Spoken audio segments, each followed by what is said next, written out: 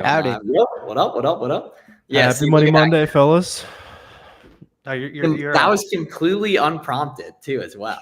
I was coming. Hold your horses. Yeah, it's crazy that literally that came completely unprompted. Garrett was kissing babies on his way to the stream today. Yeah, give the man cut the man gotta yeah, wave cut to him the some fans, slack. Yeah, exactly. Yeah, gotta wave to literally the fans. completely unprompted. Yeah, happy Money Monday though, folks. Good to see all you guys again. Oh, yeah.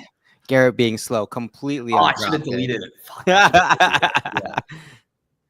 Malik, what's up? David, what's up? Malik? I'll forgive you. How's everyone feeling?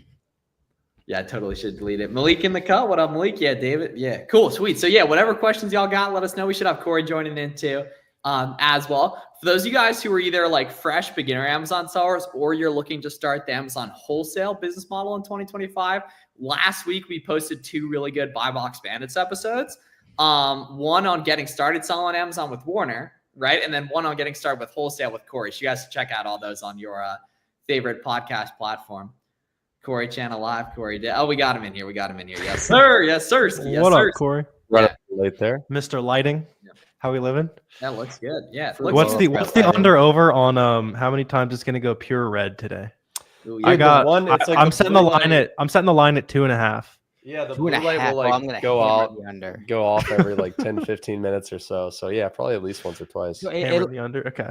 And you can't specify what color it is. It just changes.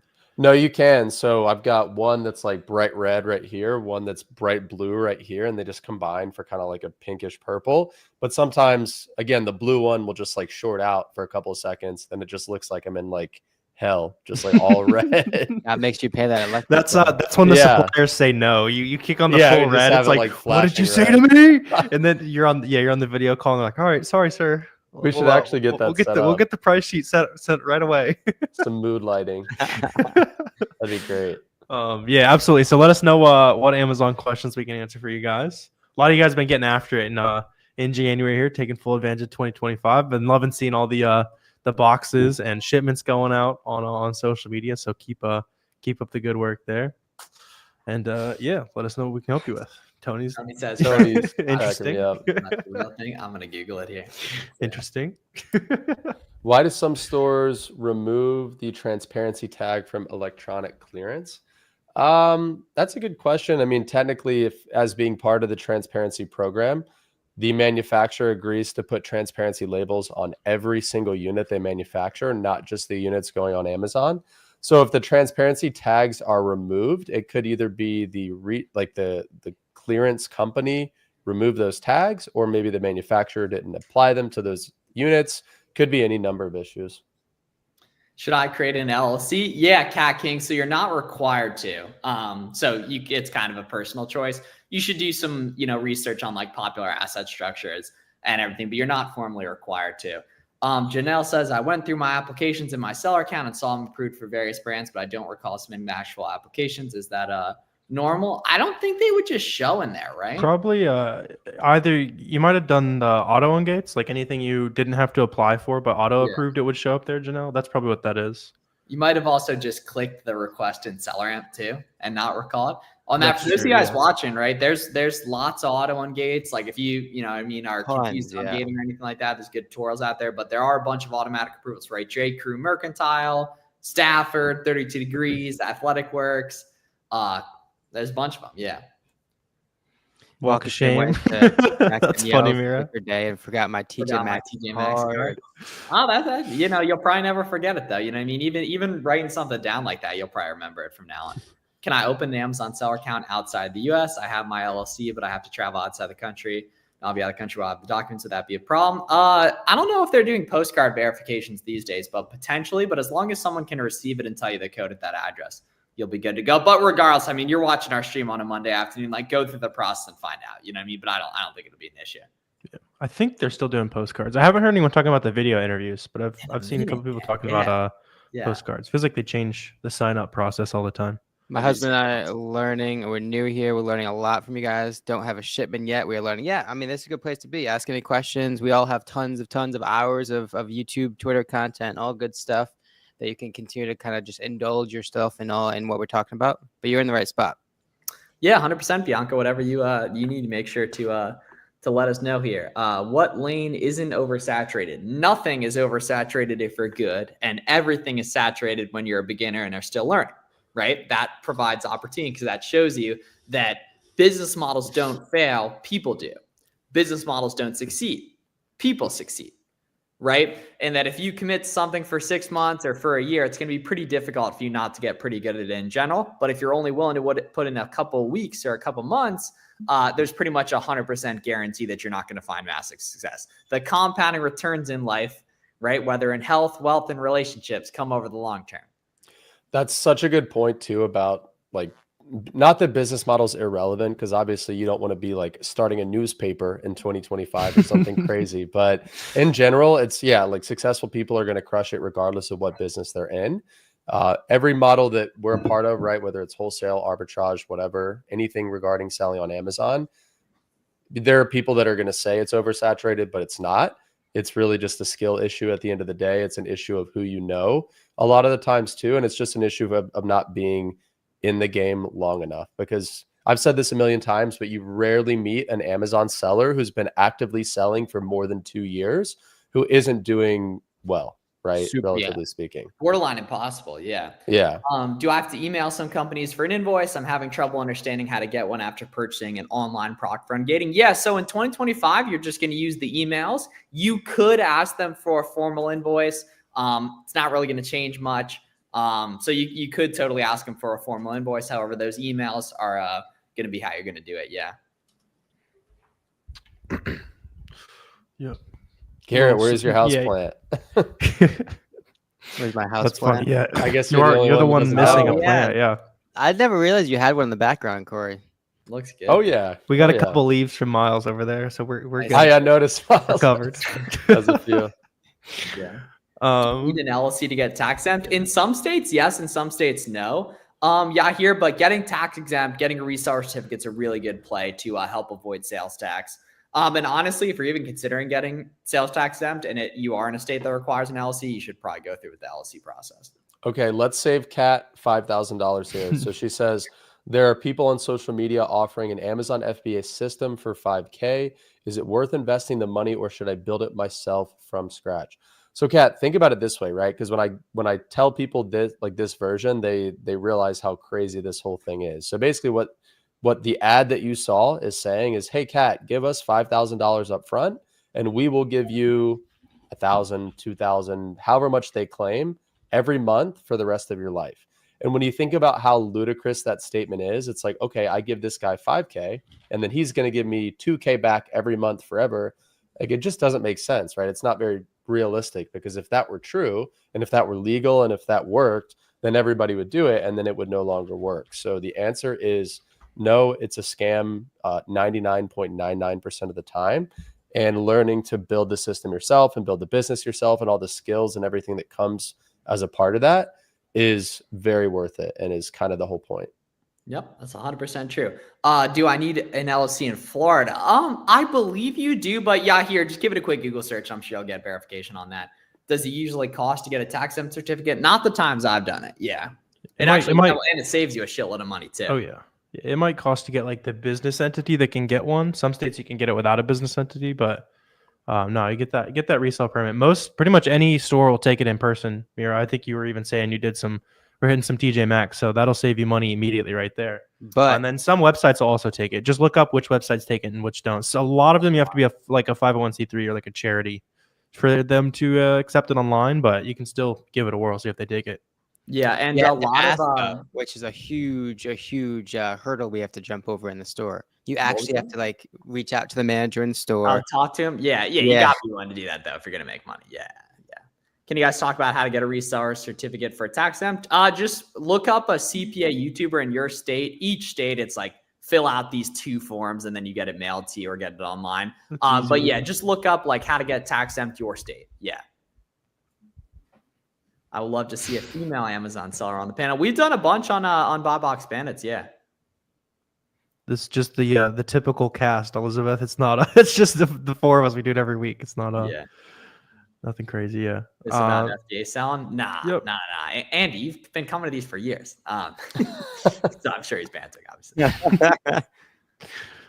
If you get Boxem, you have the product to be shipped straight to. So Boxem's a software. It's not like a warehouse or anything like that. It kind of seems like that's what you're asking. So it's a tool that you'll use to ship to Amazon, whether that's from a prep center or from your house. So you won't like ship to it. That would be cool though. Do you have your personal address for your seller account? Does that ever get to customers for shipments or returns? Yeah, it's going to be on all your. Well, if you're doing FBA, never. If you're doing FBM, you're going to have a ship from address. You're going to have one. For that, you could theoretically use a PO box, though. Yeah. Yes to the lady seller. Get rich quick, please. We working on it, RD. We working on it. Yeah. We'll have more inventory versus other spellings on listing. Give you more buy box percent. Nah. I assume they mean other sellers. Yeah. Theoretically, I mean, Yeah, it does, Alexander. Especially if you're FBA. FBM, it doesn't matter. But with FBA, the more inventory you have, the more fulfillment centers you are in across the country, right? So if you got 1 unit, it's in 1 fulfillment center, obviously. But if you got 100, it's probably in 10 to 15 different fulfillment centers. That's also the value of going deeper in SKUs, right? If you send 100 units, well, you have inherent access to across, states across the country. Whereas if you have 5 units, then you're probably out going to like 1 or 2 fulfillment centers. And so deeper in SKUs, it will typically mean and lead to a bigger buy box share and more sales, as long as obviously the listing can accommodate that sort of volume. Yeah, don't really worry about that though. Like a lot of people get caught up in like looking at competitor stock counts and everything when like a bunch of people have max order quantities on anyway, which hides their stock counts, which pretty much automatically invalidates that, unfortunately. So yeah, don't really worry about stock counts. Checked your inventory. It doesn't say available. It says reserved. That means you're probably an FC transfer. So it's probably shuffling between like the warehouse you shipped it to originally, and they're taking it to more places across the country, right? Or that's like sometimes they might be like inspecting it for a short term, whether that's like a remeasure or anything like that. Like there's some more obscure things, but generally it's probably just an FC transfer. Hello, Miles. Appreciate you, Lax. No hello to the rest of the gang though. Yeah, what's up with that? I mean, it's very nice hello there too. When listing a product strategy listed in the US, I'd say just the US. Yeah. You will see a boost though from other countries though, for sure. Oh yeah, absolutely, Alexander. No, Malik, what happened, Malik? Malik's always got good vibes. Yeah, what's going on, man? Strangest product you've listed? I've come across a bunch of like dildos storefront stocking one, which is pretty good. You've sold a bunch. Storefront stocking. Yeah. Like the dude had like random OA, like normal OA products. We've sold a bunch of like, honestly, dildos and like adult entertainment products. We had one adult product distributor that we worked with for a while that was pretty profitable. Would you recommend Amazon to Amazon flips? So I don't have any experience with A2A flips. I know Saul is somebody in the community who has a lot of experience with that. He's talked about it at length. Seems to be a good business model, but again, I'm not familiar with it. Have you guys done much of it? There's some new Keep product finder filters that rolled out that make it a lot simpler. I bought some stuff the other day, just like try it out. It's pretty fun. Nice. It's there's like if you guys have less than $10,000 to $20,000, there's no reason to even think about it, just because it's inherently riskier, right? Like there's always the chance that Amazon comes back into stock and stays in stock, and you're not going to sell the stuff. When there's so much low hanging fruit, there's no reason to touch riskier sourcing methods. But it's fun if you just want a different way to source some stuff. It's kind of more you might have to wait longer, but it's a little bit more guaranteed profit from what I've seen so far. And higher margins too. Yeah. How to change from a personal Amazon seller account to a business account after you get your LLC. So it's as simple as going into your account information and just changing from, I guess, what you'd be a sole proprietor to an LLC as your company type. Yep. But a tip is before you do that, open up a case with seller support and tell them that you're going to be making that change. So just say, hey, heads up, we're going to be changing our company information inside our Seller Central account. This is us making this request. This is not a spam request, just FYI. And you submit that case and then you make the change and you shouldn't have any issues. And the reason you submit that case first is sometimes Amazon has been known to freeze your account for a day or two or flag your account if they see you update that information and they suspect that it might be spam for some reason. That's fine. Going to do my first FBA shipment. Any suggestions for FBA and lotions and body wash? Saw something about a 3-foot drop test. Yeah, I mean, like you'll be good to go as long as you're using a good box. With all those, box them for listing. You'll be good to go, man. Just use the prep required and everything. You good to go? Is it Is a it a- problem to have your listing inactive until you get more product in? Not whatsoever. That's propaganda. Yeah. Don't worry about it. Yeah, Yeah, it's not a big deal. You might hear people talking about it because if you stay in stock for like a really long time, Willie, you'll get slightly more sales, but it's nothing to really like be super concerned about. That's probably what we've heard about though. If I'm Yeah, here we go. ungated in a brand, do I need to get ungated in that category? So gating can happen at a few different levels. So sometimes you can be gated in a whole category. Sometimes you're gated in the brand. Sometimes you're gated at the ASIN level, right? So you might be ungated in the brand and ungated in the category, but maybe you can't sell that specific ASIN. So it really just depends. Janelle, the best way to know is to go in and just create a test listing. Try to send the product to FBA just as a test and see if it lets you. If it does, you should be fine. Yeah. I find, most categories though, honestly, are auto ungate though. Yep. Sourcing is my struggle. I feel like I'm going through all the things I've learned to find OA products. I'm not finding any good deals. Yeah. So we're definitely in the slower time of the year in terms of like OA sourcing, Valentine's Day and President's Day and St. Patrick's Day. Like there'll be more deals, but like there's still stuff all over the place. And Mira, it's not that you're like not finding the right products. You're actually looking at the right products, most likely. If they have sales ranks, low sales ranks, people are making money on them, right? You're just not using the correct discount. So for example, this morning, right, I found a listing on Walmart that was not profitable unless you use tax exempt and unless you use 8% gift cards, right? So literally without that, they weren't good. With it, they were good. Where most beginners are going wrong is they're not using those correct discounts, you know? Ian said, how often do you guys do these live videos? Ian, every Monday, 5 p.m. Eastern. And we've been doing them for what? Over a year right? now. Year and a half, almost right? a year and Yeah. a half now. That's it. Absolutely. The profits being made on groceries categories you guys recommend. Whatever you find stuff in, all the categories are profitable. It just depends where you're looking, right? Where you spend more time sourcing and looking, the sorts of sites you're buying from, the sorts of suppliers you're buying from. Naturally, you're going to have advantage in that category. Groceries specifically, right? They don't have returns, and so that's to the right person with the right sites and suppliers. That is infinitely more valuable than someone than other categories. And so it just depends where you're looking. I wouldn't necessarily recommend sourcing per category. But just get good at certain sites and then continue to dig into those particular sites. Grocery's good because there's no returns and stuff, but it's also like it's harder to find kind of adjacent opportunity a lot of time in grocery. Like you might find a similar multi-pack or that kind of thing compared to like clothes or toys or one of those. There's usually like at least one or two other variations or like you know, in toys it's like the different character, it's the same, you know, same series, same sale, that kind of thing that you can probably buy more of. Grocery tends to be like one of the harder categories to source, but it also stays profitable pretty long if you're able to find something that's good. So it's like it's a trade-off there. Regardless, it's always going to be more valuable to dig deeper in a particular site or supplier as opposed to digging into a particular category. What's the easiest way to get ungated in Yankee Candle? I tried Yankee Candle website, but got denied. Hey, getting declined is 100% normal. Keep submitting and it's going to approve you. Sorry, so typically it's going to happen about 5 to 10 times per brand. Yeah, Frontier Co-op. Yeah, Frontier Co-op. I wouldn't buy something just to get ungated though. Just source, find something profitable, and then use whatever receipt, order confirmation, invoice that you receive from that order and use that to get ungated. Yeah, as long as it's from a big retailer there. Yeah. Yeah, of course we're in the Twitter chat too. Do you guys recommend FBA or FBM? Mainly FBM when you're a beginner, but only if it's an item that has other people FBMing, right? So if you have one item that you source, another item, and one item has only FBA people, one item has 40% FBM people, 60% FBA people, you can go ahead and FBM that one that other folks are FBMing, but you're going to have to FBA the one that is only FBA friendly. You're not going to be able to FBM it. Do you put packing slip? Nah, ain't nobody got time for that. Ain't nobody got time for that. Yeah. I remember I got a customer complaining about it like really early on, and it was like, oh, I'm supposed to do that, and then it's never mattered since then.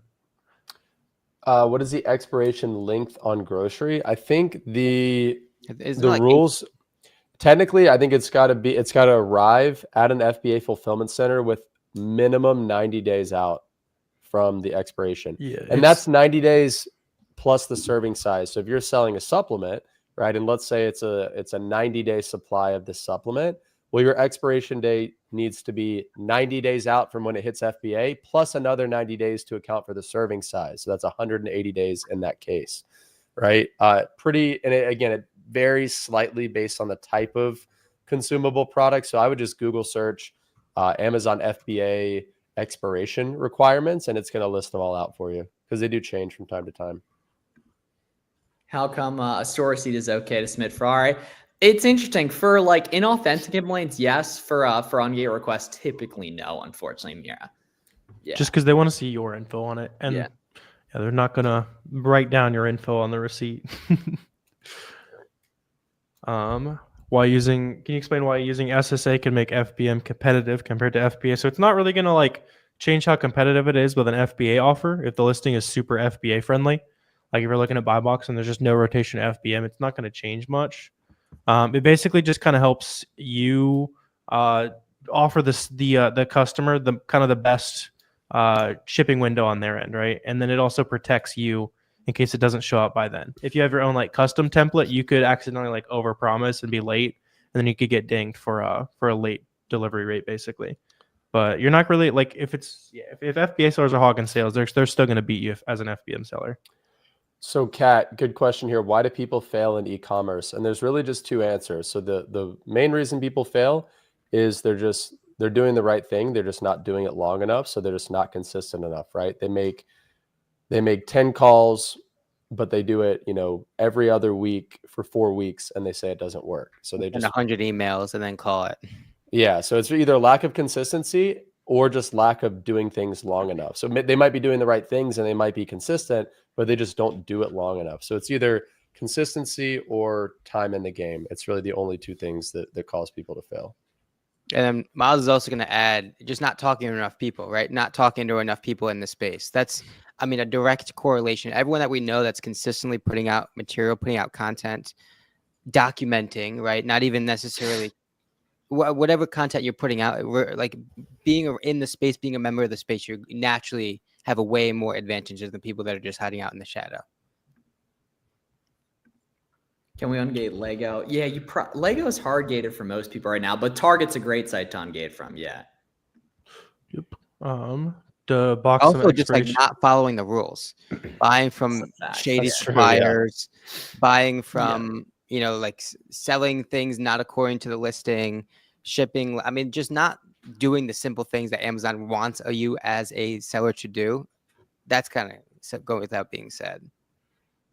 What up, Beck? Does box and expiration on F&Skews meet regulation? Yeah, of course, man. The only if you've seen like the thing where it says the expiration date text has to be big, that's on like a big multi-pack or like a sealed box. Is if you've seen, there's like one very specific case where it asks for like a bigger font. I remember digging in on that. But there's only one seller, and that seller only sells the brand. Is that a bad cop? See what their name is. But honestly, most likely not. I don't think I've ever seen that on Goodfellas specifically. So he's saying that there's only one seller and that seller only sells that brand. So as long as that seller isn't the brand themselves, which they're probably not, then you're fine, right? It's chances are that one seller just does arbitrage for that one brand and he just maybe has a good source on it, and you can kind of come in and steal some of his thunder. So that could be a good listing potentially. When do you think big brands like Nike, Lego, Adidas, etc. will allow people to apply to sell? Jonah, maybe again soon, maybe never again. We just won't know because Amazon kind of makes these decisions as they please. So the takeaway here is start looking for some other brands, possibly some that are even a little smaller or maybe like medium size that a lot of people have never heard of, but still sell really well on Amazon. There are tens of thousands of brands out there like that, and they're going to be way less competitive than your Nikes or your Adidases or your Pumas of the world. That's a fact. That's a fact. What would be their account manager reach out? Yeah, never hit them back. They just like pitch you on like stupid like additional program. Like nothing bad's gonna happen to you, but it's not helpful. They'll like charge you for extra customer support or like help you run ads. So I've only ever heard it being useful for people who are like trying to get into private label and like already are at massive scale. What would be a grocery? There's not much OA because grocery products are like really big and they're expensive to ship. So that's why groceries mainly RA and wholesale, specifically wholesale, where for RA they're getting transported in pallets to the store, sold individually, and wholesale they're getting transported in pallets, period, to save money. Although at one point I will say I had a really nice niche with doing OA with grocery, like specifically from Walmart. Because guys, there are, and this is just a sourcing tip in general, but there are so many listings out there where there's no FBA sellers on the listing and the price is super inflated. So I'll give an example. The brand was Juanita's. It's Juanita's tortilla chips. And you could buy this tortilla chip, a bag of these chips for like $2 from Walmart, right? So $2 a bag. This was back in like 2018. At the time on Amazon, there was a listing for a 4-pack of these Juanita's chips, and the 4-pack was selling for $39.99. So my buy cost for 4 bags was $8. It was selling for 40. So the profit was like $17 per sale, something crazy, right? But the sales rank sucked. It was ranked like 200 or 250K in grocery. It wasn't selling that well. And there were no other FBA sellers. It was all FBM sellers. So what I did, and I kind of carved this into my own niche and found a lot of products like this, is I bought the chips, I bundled them into a 4-pack, I sent them into FBA. So now I'm the only FBA seller, and I undercut the buy box by like $10. So instead of selling at $39.99, I'm selling at $29.99. So instead of making a $17 profit, I'm only making a $7 profit, but now I'm selling 30, 40, 50 units per month, when before I showed up, the listing was only selling like 3 or 4 times per month. So this is a strategy you can use to identify those undervalued products, if you want to call them that, and come in as the only FBA seller at a good price and really juice up that listing and make a lot of sales. That's a really good way. So one time I asked Amazon support about that, and they said that only works if your jump shot's clapped. So unfortunately, that's the kind of thing that like might only horrendous work jump you, shot. Unfortunately. Correct. Right. Yeah, if you're good at basketball, this doesn't work. So disregard what I said. Miles, I watched your video today, and it's the greatest video any beginner can watch to become an expert on Keepa. Yeah, y'all check that Keepa tour. That's fire. Right there. Yeah, I posted it today too, so it's brand new live on the channel. But yeah, no, that's some game from Miles. Which burner was that posted that comment from? Was that's my dog Malik. No, that's my dog Malik. That's your second or your third burner. Yeah. Yeah, no, I would never legit looked at Juanita's a few weeks ago. Those are the ones that say, yeah, they're like literally $2.22 a bag, something like that. In fact, I think that Juanita's listing is still up there. I actually looked at it recently. But yeah, and I tried to call. So to take it a step further, when I was getting into wholesale, I tried to call this brand on the phone. I called them like 10 different times. I could never get a hold of anybody. So that's a company where probably a smaller mom and pop brand, obviously a ton of potential for Amazon. I mean, call them up and see if you can get them on the phone. Juanita's tortilla chips. Yeah, gluten-free. Tony's having a VA too, as well. He texted me about it. Yeah, he's having his wife's having a VA. Yeah. Yep. Having a VA. Having like a baby. This is nuts. Great advice. That is so funny. Yeah, or at least he texted me something like that. Yeah. Having a VA. Funny. Tried the corner Kennedy Rough, and they showed up at my local Kroger. That's what's up. That's better than 7-Eleven. That's for sure. Better than 7-Eleven. Yeah, Kat was asking earlier, reasonable amount of capital to be profitable in 3 to 6 months. So it doesn't really matter like what kind of capital you start with in terms of being profitable, just because your overhead is like $90 to $125 for software, right? Throw the Amazon seller counter. So $150 on software. That's like it, right? Throw some boxes in there, but you're filling those up with profit. So not really a major expense. So you should be profitable after like, 4 to 8 weeks as soon as you make your first sales, really. Yep. Is Keepa necessary to use? Yeah, honestly, there's some Keepa features that SellAmp doesn't have. Yeah. What was up with that recent data wouldn't let you order? Yeah, Corey, what's up with this here? What is he in business for if he doesn't want to move product? Yeah, so I mean, you could say that for a lot of distributors that I talk to, unfortunately. And listen, chances are they've just had a bad experience with other e-commerce business owners, with other Amazon sellers. And so because of that, he wasn't willing to look past that and talk to me as a legitimate seller because he's had those bad experiences. So it is what it is, right? Not much you can do. So the best I can do is just follow up with him in the future, or work with somebody who does want my money, right? Which is a lot of brands and distributors out there. So it's all good. That's also why your positioning off the bat is so important, right? Because you have all those negative impressions of Amazon sellers to counteract, right? That's why you have to approach with quantities in mind, or prices in mind, or the specific SKUs and UPCs in mind. All those sorts of things just give you a leg up on the people that aren't prepared and aren't as experienced as you guys. Yeah. Cool. Or Appreciate y'all. option C, put him on blast on Instagram, right? I think Yeah. I think that's what you chose. Yeah, I don't think I said their name or anything like that. Though. Yeah, This yeah, would be yeah, good. So was about to ask about that. I've come across a few items that are FBM only but not profitable. Could I come in at a higher price for FBA and be successful? So general rule of thumb is if you're the only FBA seller on a listing and you're competing with all other FBM, you can typically price somewhere between 5 to 10% above FBM and still win the buy box, right? And the lower the cost of the product, so if it's a lower ticket product, an inexpensive product, you can get away with 7, 8, 10% above the buy box and still win the buy box. But if you're selling an expensive product, it's a $100 product, $300 product, then 10% is like a $30 more. So you can't get away with 10%. You have to be closer to 5%. But in general, yeah, you can price higher than FBM and still win the buy box within reason. You can go crazy on that during Q4 too as well. Why does it sometimes require 100? Certain brands are just like that. We've still seen 10 work as well too. All right, y'all check out that song I just put in the chat. It's very, very important for character development right there. Very, very important for character. Is it what I think it is? Yeah, of course it is. Can you try to find a variation? Yeah, Ronnie, check my keep it. There's full timestamps on that as well. So yeah, follow all these guys on socials. We appreciate you guys tapping into another Money Monday, and we'll see you guys next Monday, 5 p.m. Eastern for another one. Y'all be great. Unfollow Garrett on Instagram, and you guys have a great day. We'll talk to you guys soon. See you guys. I'll be great. See you guys. Listen